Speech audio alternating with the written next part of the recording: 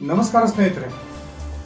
ಲೋಕಸಭಾ ಚುನಾವಣೆ ಪತ್ರ ಬರ್ತಿರ್ತಕ್ಕಂಥ ಈ ಸಂದರ್ಭದಲ್ಲಿ ಕರ್ನಾಟಕ ರಾಜ್ಯದ ಎರಡು ಪ್ರಮುಖ ರಾಷ್ಟ್ರೀಯ ಪಕ್ಷಗಳಲ್ಲಿ ವಿಭಿನ್ನವಾದ ಬೆಳವಣಿಗೆಗಳು ನಡೀತಿರ್ತಕ್ಕಂಥದ್ದನ್ನು ನಾವು ಗಮನಿಸುತ್ತಲೇ ಬರ್ತಾ ಇದ್ದೀವಿ.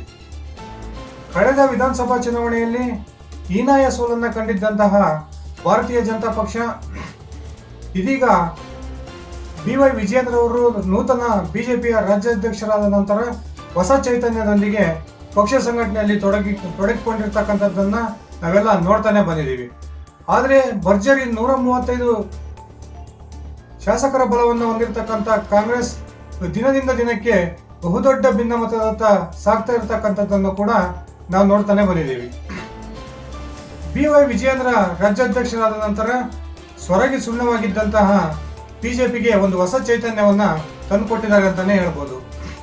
ಕೇವಲ 40-70 ದಿನಗಳ ಅವಧಿಯಲ್ಲಿ ಸುಮಾರು 10,000 ಕಿಲೋಮೀಟರ್ಗಳನ್ನ ರಾಜ್ಯ ಪ್ರವಾಸವನ್ನ ಕೈಗೊಳ್ಳೋದ್ರ ಮೂಲಕ ರಾಜ್ಯದ ಮೂಲೆ ಮೂಲೆಗೂ ಪ್ರವಾಸವನ್ನ ಕೈಗೊಂಡು ಕಾರ್ಯಕರ್ತರಲ್ಲಿ ಹೊಸ ಚೈತನ್ಯವನ್ನ, ಅದೇ ರೀತಿ ನಾಯಕರಲ್ಲಿ ಹೊಸ ಹುಮ್ಮಸ್ಸನ್ನ BY ವಿಜಯೇಂದ್ರ ಅವರು ತುಂಬಿದ್ದಾರೆ ಅಂತಾನೆ ಹೇಳ್ಬೋದು. ಆದರೆ ಆಡಳಿತಾರೂಢ ಕಾಂಗ್ರೆಸ್ ಪಕ್ಷ ಇದಕ್ಕೆ ವಿಭಿನ್ನವಾದ ನಡೆಯನ್ನ ಅನುಸರಿಸ್ತಾ ಬಂದಿದೆ ಅಂತಾನೆ ಹೇಳ್ಬೋದು. ಸರ್ಕಾರ ಅಧಿಕಾರಕ್ಕೆ ಬಂದು 8-9 ತಿಂಗಳಾದರೂ ಕೂಡ ಶಾಸಕರಿಗೆ ತಮ್ಮ ಕ್ಷೇತ್ರ ಅಭಿವೃದ್ಧಿಗೆ ಅನುದಾನವನ್ನ ನೀಡದೇ ಇರತಕ್ಕಂಥದ್ದಿರ್ಬೋದು, ನಿಗಮ ಮಂಡಳಿಗಳಿಗೆ ಇವತ್ತಿಗೂ ಕೂಡ ಸರಿಯಾದ ಒಂದು ಅಧ್ಯಕ್ಷರನ್ನ ನೇಮಕ ಮಾಡದೇ ಇರತಕ್ಕಂಥದ್ದಿರ್ಬೋದು. ಅದೇ ರೀತಿ ಕರ್ನಾಟಕದ ಕಾಂಗ್ರೆಸ್ನಲ್ಲಿ ಇರ್ತಕ್ಕಂಥ ಎರಡು ಪ್ರಮುಖ ಬಣಗಳು ಜಿದ್ದಾಜಿದ್ದಿಗೆ ಬಿದ್ದಂತಹ ಒಂದು ಸಂದರ್ಭನೇ ಇರ್ಬೋದು. ಎಲ್ಲ ಕಾರಣಗಳಿಗಾಗಿ ದಿನದಿಂದ ದಿನಕ್ಕೆ ರಾಜ್ಯ ಸರ್ಕಾರದ ವರ್ಚಸ್ಸು ಕುಸಿತಾನೆ ಬರ್ತಾ ಇದೆ ಅಂತಕ್ಕಂಥದ್ದು ನಾವೆಲ್ಲ ಗಮನಿಸ್ತಾ ಬರ್ತಾ ಇದ್ದೀವಿ. ಪ್ರಮುಖ 5 ಬಿಟ್ಟಿ ಬಗ್ಗೆಗಳ ಒಂದು ಘೋಷಣೆ ಮೂಲಕ ರಾಜ್ಯದ ಮತದಾರರ ಗಮನವನ್ನು ಸೆಳೆದು ಅಧಿಕಾರಕ್ಕೆ ಬಂದಿದ್ದಂತಹ ಕಾಂಗ್ರೆಸ್ ಅದಾದ ನಂತರ 5 ಗ್ಯಾರಂಟಿಗಳನ್ನ ಜಾರಿಗೊಳಿಸಿದ್ರು ಕೂಡ ಅದನ್ನ ಅಸಮರ್ಪಕವಾಗಿ ಜಾರಿಗೊಳಿಸಿದೆ ಅಂತಾನೆ ಹೇಳ್ಬೋದು. ಈಗಾಗಲೇ ಈ 5 ಗ್ಯಾರಂಟಿಗಳಲ್ಲಿ ಅನೇಕ ಫಲಾನುಭವಿಗಳಿಗೆ ಅದರ ಒಂದು ಲಾಭ ಸಿಗ್ತಾ ಇಲ್ಲ ಅಂತಕ್ಕಂಥ ಒಂದು ದೊಡ್ಡ ಆರೋಪ ರಾಜ್ಯ ಸರ್ಕಾರದ ಮೇಲಿದೆ. ಹಾಗೇನೆ ರಾಜ್ಯದಲ್ಲಿ ತೀವ್ರವಾಗಿ ತಾಂಡವವಾಡ್ತಿರ್ತಕ್ಕಂಥ ಬರಗಾಲದ ಪರಿಸ್ಥಿತಿಯನ್ನ ನಿಭಾಯಿಸುವಲ್ಲಿ ಕೂಡ ರಾಜ್ಯ ಸರ್ಕಾರ ವಿಫಲವಾಗಿದೆ ಅಂತಕ್ಕಂಥ ಒಂದು ಹೇಳಿಕೆಯನ್ನ ಏನು ವಿರೋಧ ಪಕ್ಷದ ನಾಯಕರುಗಳು ಮಾಡ್ತಾನೆ ಬಂದಿದ್ದಾರೆ. ಇದುವರೆಗೂ ಕೂಡ ರಾಜ್ಯದ ರೈತರಿಗೆ 1 ಪೈಸೆ ಬರ ಪರಿಹಾರವನ್ನ ಬಿಡುಗಡೆ ಮಾಡೋದಕ್ಕೆ ರಾಜ್ಯ ಸರ್ಕಾರ ವಿಫಲವಾಗಿದೆ ಅಂತಕ್ಕಂಥದ್ದು ನಮಗೆಲ್ಲ ಗೊತ್ತೇ ಇದೆ. BY ವಿಜಯೇಂದ್ರ ರಾಜ್ಯಾಧ್ಯಕ್ಷರಾದ ನಂತರ ಈ ಕಳೆದ ವಿಧಾನಸಭಾ ಚುನಾವಣೆಯಲ್ಲಿ ಬಿಜೆಪಿ ಪಕ್ಷಕ್ಕೆ ಆಗಿದ್ದಂತಹ ಅನೇಕ ಕಹಿ ಘಟನೆಗಳನ್ನ ಸರಿಪಡಿಸ್ತಾನೆ ಬರ್ತಾ ಇದ್ದಾರೆ.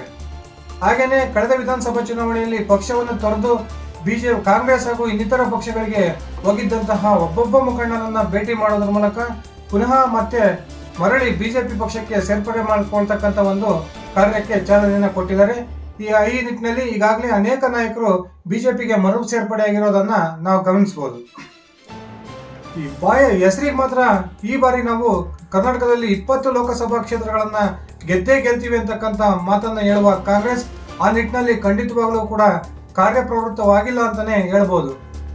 ಈಗಾಗಲೇ ಏನು ಅನೇಕ ಸರ್ವೆಗಳನ್ನ ಮಾಡಿಸಿರ್ತಕ್ಕಂಥ ಕಾಂಗ್ರೆಸ್ ಆ ಸರ್ವೆಗಳಲ್ಲೆಲ್ಲ ರಾಜ್ಯದ ಪ್ರಭಾವಿ ಸಚಿವರು ಕಣಕ್ಕಿಳಿದ್ರೆ ಮಾತ್ರ 2 ಅಂಕೆಯ ಒಂದು ಸಂಖ್ಯೆಯನ್ನ ಈ ಬಾರಿ ಲೋಕಸಭಾ ಚುನಾವಣೆಯಲ್ಲಿ ಕಾಂಗ್ರೆಸ್ ಪಕ್ಷ ತಲುಪುತ್ತೆ ಅಂತಕ್ಕಂಥ ವರದಿಯನ್ನ ತನ್ನ ಪಕ್ಷದ ಆಂತರಿಕ ಸಮೀಕ್ಷಾ ತಂಡಗಳು ನೀಡಿರ್ತಕ್ಕಂಥ ವರದಿಯನ್ನೇ ಆಧರಿಸಿ ಬಹುತೇಕ 8-10 ಪ್ರಭಾವಿ ಸಚಿವರನ್ನ ಕಣಕ್ಕಿಳಿಸ್ತಕ್ಕಂಥ ಪ್ರಯತ್ನಕ್ಕೆ ಕಾಂಗ್ರೆಸ್ ಹೈಕಮಾಂಡ್ನೊಂದಿಗೆ ಜೊತೆಗೂಡಿ ಇದೀಗ ಕೈ ಹಾಕಿದೆ.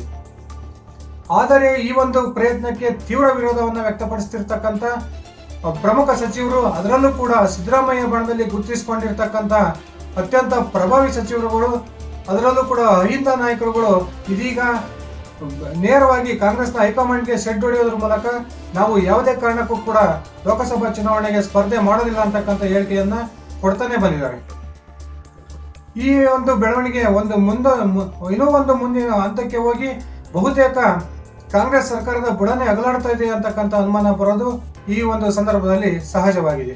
ನಿನ್ನೆ ತಾನೇ HC ಮಾದೇವಪ್ಪನವರ ಮನೆಯಲ್ಲಿ ಒಂದು ತಿಂಡಿಗೆ ಸೇರಿದಂತಹ ಬೆಳಗಿನ ಉಪಹಾರಕ್ಕೆ ಸೇರಿದಂತಹ 6 ಪ್ರಮುಖ ಸಿದ್ದರಾಮಯ್ಯ ನೇತೃತ್ವದ ಸರ್ಕಾರದ ಪ್ರಭಾವಿ ಸಚಿವರು ನೇರವಾಗಿ ಕಾಂಗ್ರೆಸ್ನ ಹೈಕಮಾಂಡ್ಗೆ ಸವಾಲನ್ನು ಹಾಕೋದ್ರ ಮೂಲಕ ತಾವು ಏನಾದರೂ ನಮ್ಮನ್ನ ಲೋಕಸಭಾ ಚುನಾವಣೆಯ ಕಣಕ್ಕೆ ಇಳಿಲೇಬೇಕು ಅಂತಕ್ಕಂಥ ಒಂದು ಒತ್ತಾಯವನ್ನ ಮಾಡಿದ್ರೆ ನಾವು ನಮ್ಮದೇ ಆದಂತಹ ನಿರ್ಧಾರವನ್ನ ತೆಗೆದುಕೊಳ್ತೀವಿ ಅಂತಕ್ಕಂಥ ಸ್ಪಷ್ಟ ಸಂದೇಶವನ್ನ ದೇಶದ ಎಐಸಿಸಿಯ ಹೈಕಮಾಂಡ್ಗೆ ರವಾನಿಸಿದ್ದಾರೆ ಅಂತಕ್ಕಂಥ ಮಾಹಿತಿಗಳು ಇದೀಗ ಬರ್ತಾ ಇದ್ದಾವೆ.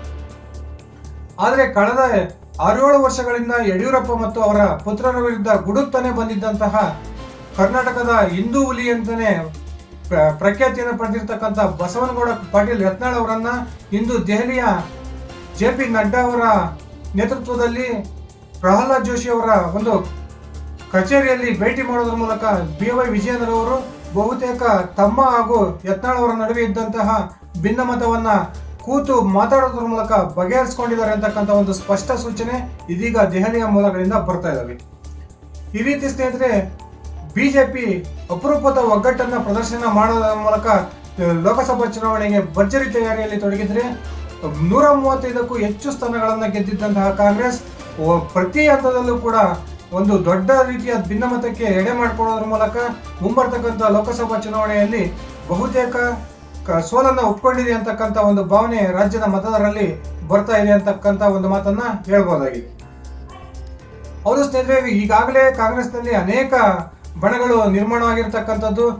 ಮೊದಲಿರ್ತಕ್ಕಂಥ 2 ಶಕ್ತಿ ಕೇಂದ್ರಗಳ ನಡುವೆ ಇದೀಗ ಸತೀಶ್ ಜಾರಕಿಹೊಳಿ ಅವರ ನೇತೃತ್ವದಲ್ಲಿ ಮತ್ತೊಂದು ಶಕ್ತಿ ಕೇಂದ್ರ ಕಾಂಗ್ರೆಸ್ನಲ್ಲಿ ನಿರ್ಮಾಣವಾಗಿರ್ತಕ್ಕಂಥದ್ದು ಕಾಂಗ್ರೆಸ್ಗೆ ದೊಡ್ಡ ಚಿಂತೆಯನ್ನ ತಂದಿಟ್ಟಿದೆ ಅಂತ ಹೇಳಿದ್ರೆ ತಪ್ಪಾಗೋದಿಲ್ಲ.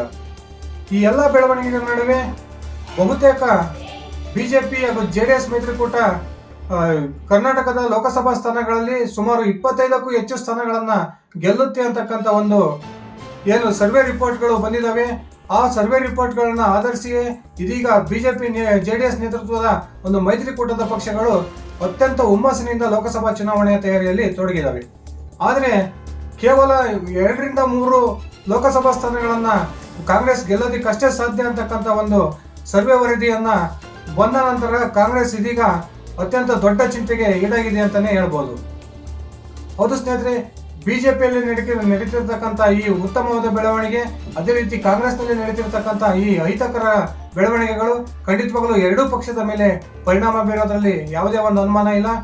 ಕಾಂಗ್ರೆಸ್ನ ಈ ಸಣ್ಣದಾಗಿ ಹೊತ್ತಿರ್ತಕ್ಕಂಥ ಭಿನ್ನಮತದ ಕಿಡಿ ಮುಂದಿನ ದಿನಗಳಲ್ಲಿ, ಅದರಲ್ಲೂ ಕೂಡ ಮುಖ್ಯವಾಗಿ ಲೋಕಸಭಾ ಚುನಾವಣೆಯ ವೇಳೆಗೆ ಯಾವ ರೀತಿಯ ಒಂದು ಪರಿಣಾಮವನ್ನು ಬೀರುತ್ತೆ, ಬಿಜೆಪಿಯ ನಾಯಕರು ಪ್ರದರ್ಶನ ಮಾಡ್ತಿರ್ತಕ್ಕಂಥ ಅಪರೂಪದ ಒಗ್ಗಟ್ಟು ಬಿಜೆಪಿಗೆ ಎಷ್ಟರ ಮಟ್ಟಿಗೆ ಲಾಭವನ್ನು ತಂದಿರುತ್ತೆ, ಈ ಎಲ್ಲ ವಿಷಯಗಳನ್ನ ಕಾದ್ ನೋಡೋಣ.